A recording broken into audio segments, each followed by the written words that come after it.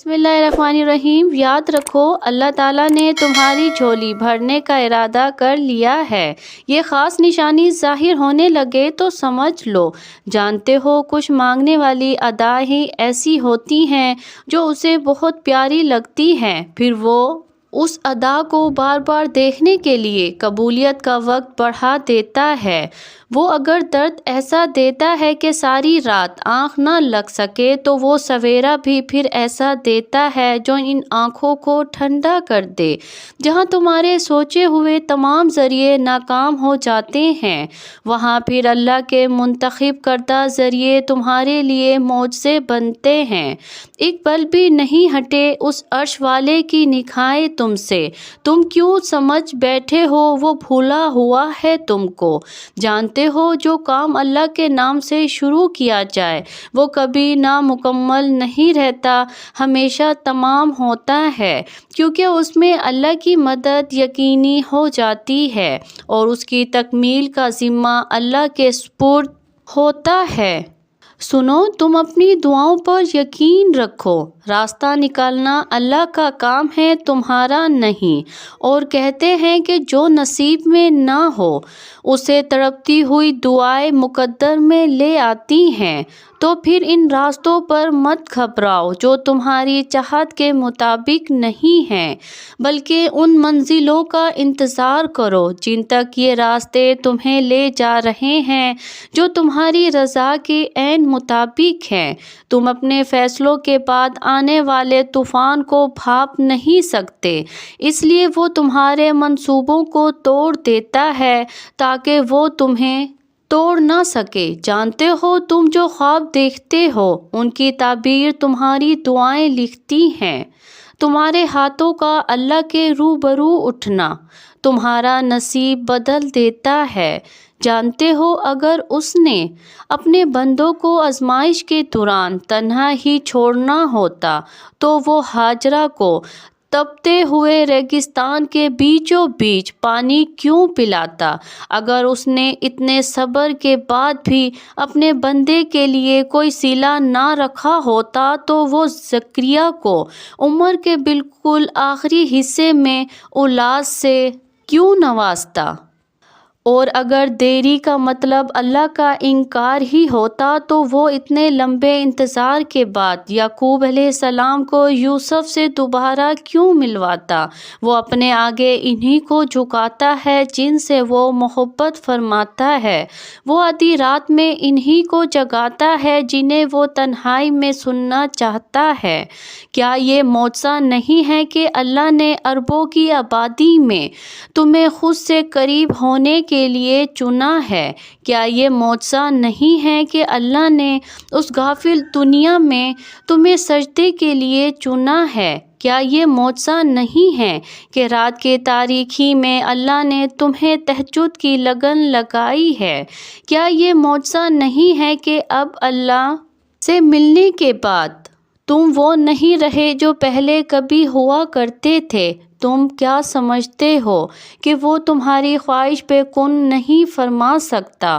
وہ جو تمام خزانوں کا واحد مالک ہے، وہ جس نے بن مانگے سب کچھ تمہیں عطا کیا، کیا وہ تمہاری یہ خواہش پوری نہیں کر سکتا؟ سنو، یہ سارا امتحان صبر اور یقین کا ہے۔ صبر رکھو، وہ تمہاری ساری سستیوں اور دکھوں کا انعام تمہیں جلد دے گا۔ کیا اللہ کے سامنے کچھ ناممکن ہے؟ وہ تو ممکنات کا رب ہے۔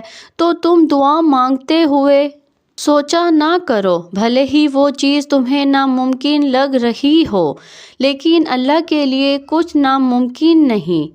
تم تو اللہ سے بس مانگو، وہی معجزے کرنے والا ہے، وہی عطا کرنے والا ہے، وہی ناممکن کو ممکن کرنے والا ہے۔ جانتے ہو دعا چاند کو 2 ٹکڑوں میں تقسیم کر سکتی ہے، دعا سمندر کو 2 حصوں میں بانٹ سکتی ہے، دعا ناممکن کو تمہارے لیے ممکن بنا سکتی ہے، دعا جو چھن گیا ہو اسے پھر سے واپسی لا سکتی ہے۔ سنو، تمہیں اللہ کا وعدہ یاد رکھنا ہے۔ تمہیں یہ یاد رکھنا ہے کہ اللہ صبر کرنے والوں کو پسند کرتا ہے۔ تمہیں یہ کبھی نہیں بھولنا کہ اللہ نے صبر کرنے والوں کا ہمیشہ ساتھ نبھانے کا وعدہ کیا ہے۔ تمہیں اللہ کے وعدوں پر یقین رکھ کر آگے بڑھتے جانا ہے۔ جن کے دل کے آئینے اجلے ہوں ان کے مقدر کبھی دھند کے نہیں ہوتے جو ہم کھو دیتے ہیں۔ قدرت پہلے سے ہمارے لیے بہترین چن کر رکھتی ہے۔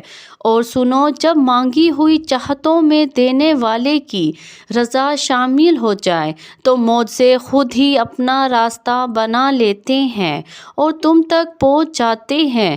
اللہ نے بے وجہ تھوڑی نہ تقدیروں میں دعاؤں کے حصے مخصوص کر رکھے ہوتے ہیں۔ کبھی اپنی رضا سے آزماتا ہے اور کبھی ہماری رضا عطا کر کے اپنی طرف لاتا ہے۔ وہ ہم سب کو مختلف ذریعوں سے پرکھتا ہے، آہستہ آہستہ ہمیں اپنی طرف کھینچتا ہے، پروں کو نئی پرواز سکھاتا ہے، پھر ایسی اڑان سے نوازتا ہے کہ سارا زمانہ دیکھتا رہ جاتا ہے۔ اور سنو، اس دنیا میں حاصل لا حاصل کچھ ہے ہی نہیں۔ اوپر والی ذات جب تک آپ کا ساتھ نہیں دیتی تب تک آپ بے بس، لاچار، مجبور محسوس کرتے ہیں۔ اللہ چاہے تو آپ کو سب کچھ مل سکتا ہے اور اگر وہ چاہے تو آپ کچھ نہیں کر سکتے۔ خود کو اللہ کے سپرد کر دیں، پھر جو چیز آپ کو پسند ہے، جس وقت آپ کو چاہیے، آپ کی جھولی میں بغیر کہے ڈال دی جائے گی۔ زندگی میں بہت کچھ بدلتا ہے، بہت کچھ ہوتا ہے جو ہماری مرضی کا نہیں ہوتا، بہت کچھ چھوڑنا پڑے گا، بہت کچھ اپنانا پڑے گا، لیکن ایسا نہیں کہ تم پانے کی کوشش ہی نہ کرو، حاصل کرنے کی کوشش ضرور نہ کرو۔ جو لوگ بغیر کوشش کیے ہی اپنے خوابوں کو قربان کر دیتے ہیں اور آخر میں سارا الزام قسمت یا نصیب پر ڈال کر خود کو تسلی دیتے ہیں، وہ واقعی اس قابل نہیں ہوتے کہ انہیں وہ چیز ملے، کیونکہ تم اس بات کا فیصلہ نہیں کر سکتے کہ تمہیں کیا ملے گا اور کیا نہیں۔ اگر کوشش کرو گے تو ضرور ملے گا، کیونکہ صلہ اللہ نے دینا ہے۔ یاد رکھو، زندگی میں مشکلیں آتی ہیں، آئیں گی اور آتی رہیں گی، وہ دکھ آتے ہیں اور آتے رہیں گے، ان سے لڑنے کے لیے کوئی بھی تمہارے ساتھ نہیں کھڑا ہوگا، سو کسی سے امید مت لگانا کہ وہ تمہیں حوصلہ دے گا، تمہارے برے وقت میں، مشکل میں تمہارا ساتھ دے گا۔ یہ کام تمہیں خود ہی کرنا پڑے گا۔ یاد رکھنا، اللہ جب راضی ہوتا ہے نا تو ہدایت دیتا ہے، اور اللہ ہدایت بھی کسی کسی کو دیتا ہے۔ اگر آپ کو ہدایت ملی ہے تو دھیان رکھیں کہ اللہ آپ سے کبھی ناراض نہ ہو، آپ کے کسی بھی کام سے۔ جانتے ہو، انسان کا اللہ سے سب سے قریب ترین تعلق دعا کا ہے، اور جو رہتا ہی دل میں ہے، اس سے اس دل کا پردہ کیسا؟ تو پھر اس سے مانگو، جو بھی چاہیے اس کے لیے اسے مناؤ۔